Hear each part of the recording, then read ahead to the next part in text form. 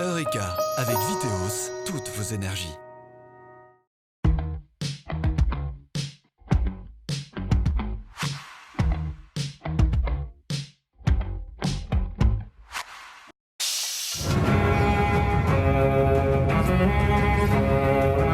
Mais non, j'y crois pas.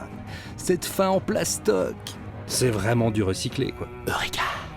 Salut à tous, bienvenue dans Eureka, l'émission dédiée aux énergies sous toutes leurs formes et au développement durable. Selon les Nations Unies, la pollution par les déchets plastiques est l'un des plus grands fléaux environnementaux de notre temps.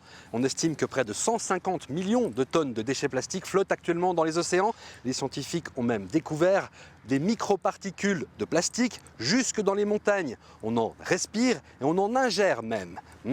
Alors, on a décidé de vous parler du recyclage du plastique et notamment des bouteilles. On va donc suivre à la trace cette bouteille en PET depuis sa zone de dépôt en déchetterie jusqu'à sa phase de revalorisation.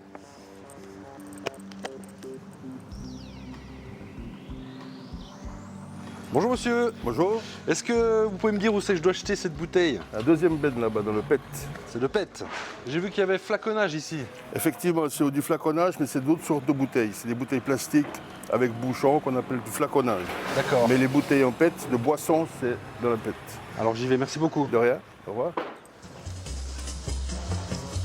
Aujourd'hui, on ne recycle que les bouteilles à boissons, contenant par exemple de l'eau minérale, et les flacons en plastique transparent ou opaque du type bouteille de lait, bidon de lessive, etc. Ce sont en majorité des plastiques de type PET ou PEHD. Les bouteilles en PET sont recyclées en Suisse, les flacons sont envoyés à l'étranger pour être revalorisés. Et les autres emballages, comme les barquettes, les gobelets ou encore les sacs en plastique, eh bien, soit leur composition est trop complexe, soit ils sont trop légers pour pouvoir être recyclés. La déchetterie intercommunale de la Croix à Cortaillot est exploitée par l'entreprise Vadec. Son directeur Emmanuel Maître est notre premier témoin. Alors ces déchets plastiques qu'on ne peut pas recycler, qu'est-ce que vous en faites?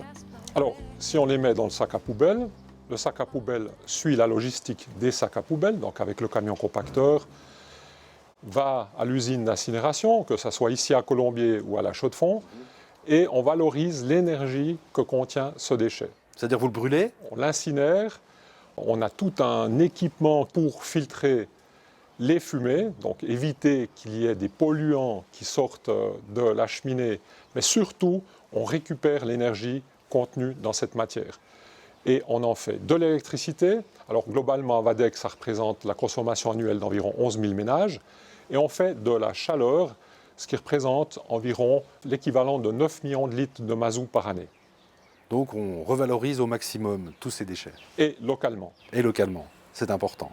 Ça, c'est très important parce que si ce plastique qui n'est pas aujourd'hui recyclable traverse toute la Suisse ou va même dans des pays en dehors de la Suisse pour être finalement rejeté des lignes de tri et être incinéré dans une installation du type cimenterie et autres avec des normes environnementales beaucoup moins restrictives que chez nous, ça ne vaut pas la peine au niveau environnemental.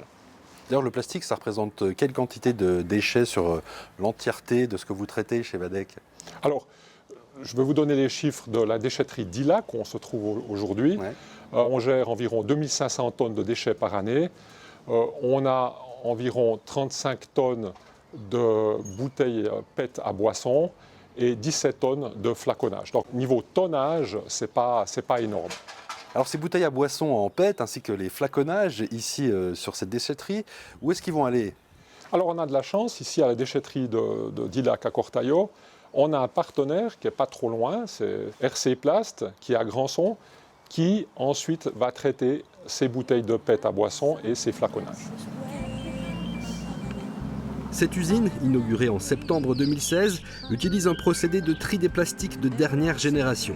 On en parle avec notre deuxième témoin, le directeur Xavier Prudhomme. Nous recevons chaque année 12 000 tonnes de bouteilles à boissons en PET, ce qui représente à peu près, si on veut avoir une image en tête, c'est l'équivalent de 160 piscines olympiques remplies, par rapport aux 40 000 tonnes à peu près qui sont collectées sur l'ensemble du pays. Les installations de tri traitent jusqu'à 300 000 bouteilles à l'heure. Elles sont débarrassées des matières étrangères, mécaniquement en début de chaîne, puis de façon optique par la suite, avec des capteurs capables de réaliser plusieurs milliers de mesures en quelques millisecondes. Ces 12 000 tonnes qui sont reçues ici vont être triées par couleur.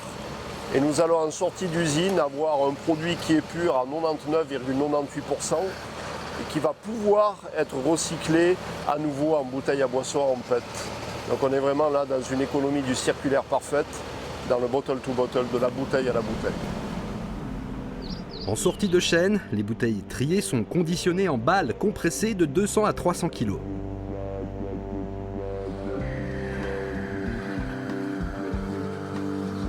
Et donc, une fois que vous avez tout trié comme il faut, c'est envoyé par balle et par voie ferrée. C'est ça, c'est-à-dire que ça a été mis en balle, donc ça a été densifié de manière à avoir un transport qui soit le plus écologique possible, à la fois, bien entendu, le transport routier, mais aussi, et de plus en plus, en gros développement, le transport ferroviaire. Et ça part où tout ça? Le PET part en totalité en direction de Bilten, dans le canton de Glaris. Et puis pour les flaconnages où il n'y a pas encore d'usine qui est propre à pouvoir traiter ce plastique encore en Suisse, ça part principalement en France voisine et puis également en Allemagne.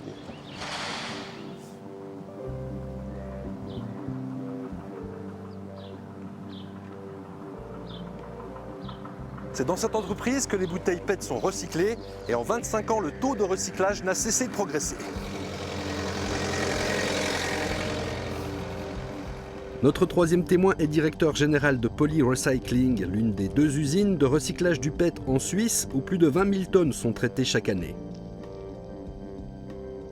Alors c'est ici qu'arrive l'ensemble des bouteilles PET qui vous sont envoyées depuis un peu partout en Suisse. Oui, il y a des bouteilles claires, il y a des bouteilles bleues, il y a des bouteilles vertes et encore brunes.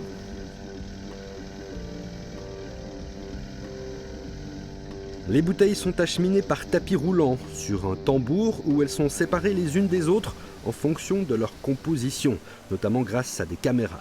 Elles passent dans un séparateur de métaux où les étiquettes contenant de l'aluminium sont éliminées.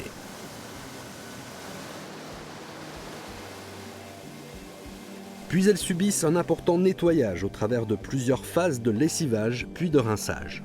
On va nettoyer le sucre, le contenant qui était avant dedans, la colle, l'étiquette qui peut-être reste dedans et tout ça, peut être assez bien propre.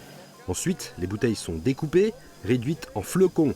Ces flocons sont à nouveau triés par un système équipé de caméras afin d'éliminer les éventuelles altérations qui auraient échappé au procédé précédent. Les flocons recyclés sont ensuite chauffés à 250 degrés et transformés en une nouvelle matière désormais fluide, presque liquide. Et pour expulser toutes les impuretés chimiques ou corps étrangers invisibles à l'œil nu, ce fluide passe dans un filtrage métallique extrêmement précis de l'ordre du micron. In fine, le plastique est transformé en granulés de différentes couleurs qui serviront à fabriquer, entre autres, des vêtements, des rembourrages de coussins, des arrosoirs, des pare-chocs pour les voitures et évidemment de nouvelles bouteilles.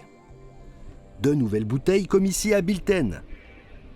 Ici, on ne recycle que du PET pour en faire ensuite du PET, c'est bien ça? Oui.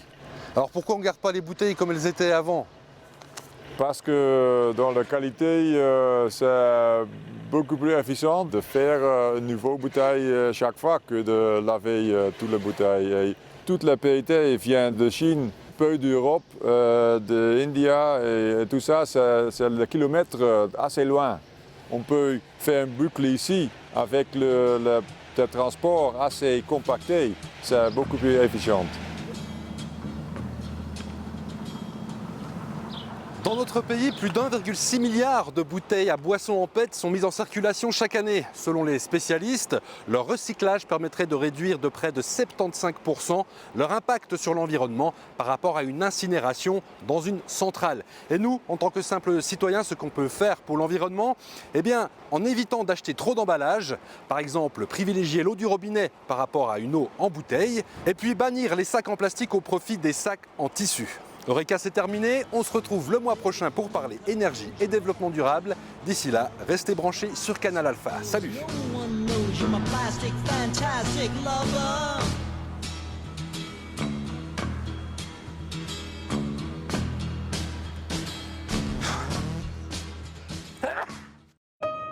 C'était Eureka avec Viteos, toutes vos énergies.